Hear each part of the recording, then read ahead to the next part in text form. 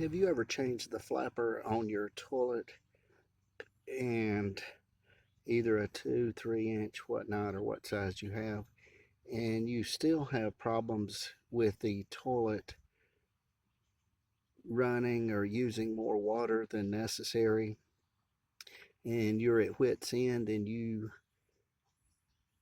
try to figure out what the conundrum is? So, sometimes these toilets get older, and say, for instance, this flapper here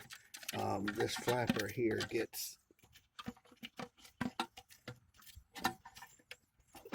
this flapper here has been replaced. This flapper gets old, dry rotted, weather worn, etc.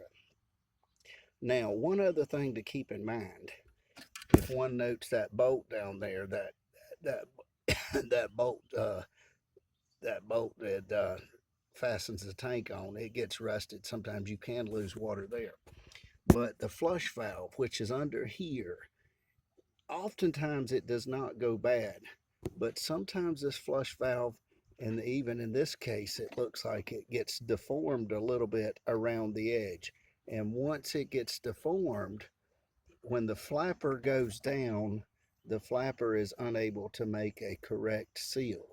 So if that's the case, um, one may have to change the flush valve in addition to the flapper after one has changed the flapper. However, it it may be a prudent decision once they get so old and you notice the bolts are this old.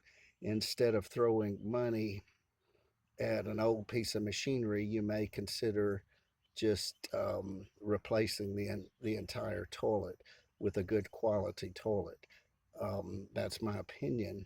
But if you do decide you want the problem rectified, and this is not rectifying the problem, and the flush valve down at the bottom down here is somewhat deformed, so it's still not making a good seal with the flapper, then in this case, the flush valve may need to be changed. But do keep in mind these bolts get rusted, they get tough to get out, so and you can crack the ceramic if you're not careful.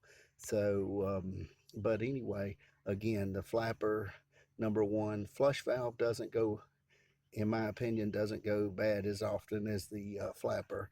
However, there are circumstances where they do go bad. So, and if it's bad, it does need to be replaced or replace the toilet. Thank you for watching. Have a great day.